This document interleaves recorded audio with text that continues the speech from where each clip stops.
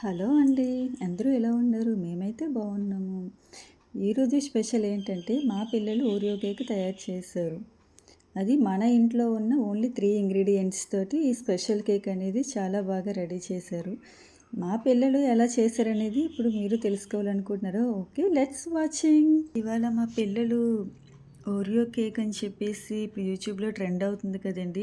Mummy మేము చేస్తాం అనేసి అంటే, సరే ఓకే చెయ్యండి అయితే మీ ఇష్టం అనేసి అన్నాను. 2 ఓరియో బిస్కెట్ ప్యాకెట్స్ తీసుకొని వాళ్ళిద్దరూ చేశారు. ఫస్టు బిస్కెట్స్ సెపరేట్‌గా అండ్ క్రీమ్ సెపరేట్‌గా చేసుకోవాలి. వాళ్ళ హ్యాపీనెస్ ఇందులోని చాలా బావుందసలు. చేయాలనేసి ఆ ఇంట్రెస్టింగ్, ఆ క్యూరియాసిటీ చాలా బావుంది.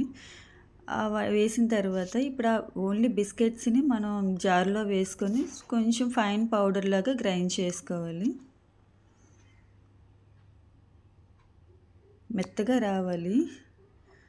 వచ్చిన దాన్ని ఒక బౌల్‌లో ట్రాన్స్‌ఫర్ చేసుకుంటున్నాము. ఒక బౌల్‌లో ట్రాన్స్‌ఫర్ చేసుకొని చాలా ఫైన్ పౌడర్ రావాలండి.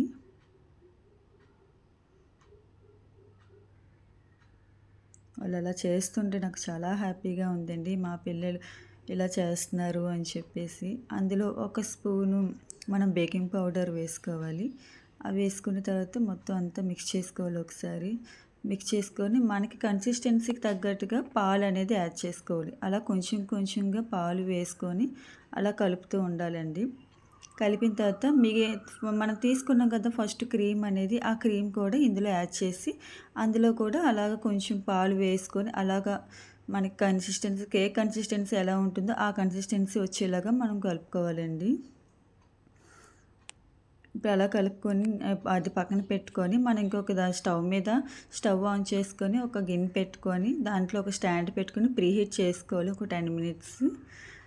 అండ్ అలాగే ఇంకొక కేక్ బౌల్ కానీ ఇంకేదైనా వెడల్పుది ఏదైనా మీ దగ్గర ఏది ఉంటే అది దాంట్లో కొంచెం నెయ్యి వేసుకొని అందులోని కొంచెం మైదా పిండి కానీ గోధుమ పిండి కానీ ఏదో ఒకటి వేసుకొని ట్యాప్ చేసుకోవాలి. అలాగని స్ప్రెడ్ చేయాలి మొత్తం గిన్నె అంతటికి. స్ప్రెడ్ చేసిన తర్వాత మనం చేసిన మిక్చర్ ఉంది కదా కేక్ మిక్చర్ అనేది, అది ఇందులో ట్రాన్స్ఫర్ చేసుకోవాలి. ట్రాన్స్ఫర్ చేసుకొని ఇప్పుడు ఆ బౌల్ ప్రీహీట్ అయిన బౌల్ దాంట్లోని ఇందులో ఇది పెట్టేసి దానిపైన కూడా ఒక ప్లేట్ అనేది మనం పెట్టేయాలి. ప్లేట్ పెట్టేసి దానిపైన మళ్ళీ ఇంకొక బా లిడ్ అనేది క్లోజ్ చేయాలి. చేసిన తర్వాత లో టు మీడియం ఫ్లేమ్‌లోని ఒక 20-25 మినిట్స్ చూసుకోవాలి. 20-25 మినిట్స్ తర్వాత మన కేక్ అనేది ఎలా ఉందో ఇప్పుడు చూద్దాం. వావ్! So yummy. ఇప్పుడు ఒక ఫోర్క్ కానీ లేదా టూత్‌పిక్ కానీ తీసుకొని అందులో మనం అలాగా పెడుతూ ఉంటే మనకి ఆ స్పూన్‌కి కేక్ అనే బేటర్ అనేది అంటుకోకుండా వస్తే మనకి కేక్ అనేది రెడీ అయిపోయినట్టు. ఒకవేళ కొంచెం కూడా అంటుకుంటే ఇంకొక 5 మినిట్స్ అనేది మనం స్టవ్ మీద ఉంచాలి అనేసి అర్థం. సో, అది పక్కన పెట్టేసి మనం పైన క్రీమ్ కోసం మన దగ్గర డైరీ మిల్క్ చాక్లెట్స్ ఉంటాయి కదా! అందులో కొంచెం మిల్క్ యాడ్ చేసుకొని డబుల్ బాయిలర్ మెథడ్‌లోని బాయిల్ చేసుకోవాలి.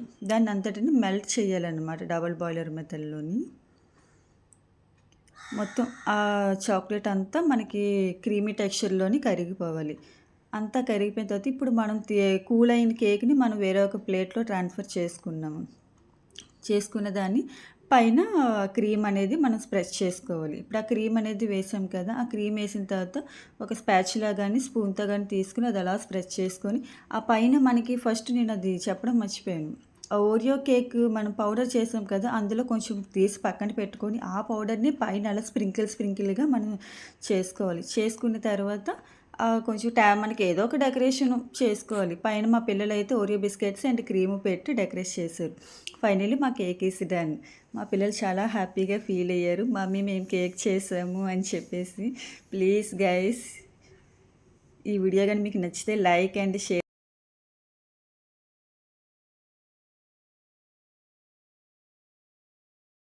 ఈ వీడియోని షేర్ చేసి మీ ఫ్రెండ్స్ అండ్ ఫ్యామిలీతో షేర్ చేసిన కమెంట్ సెక్షన్లో కేక్ ఎలా అనేది కమెంట్ చేయండి friends. Please subscribe to my channel friends. Please. Thank you. Bye.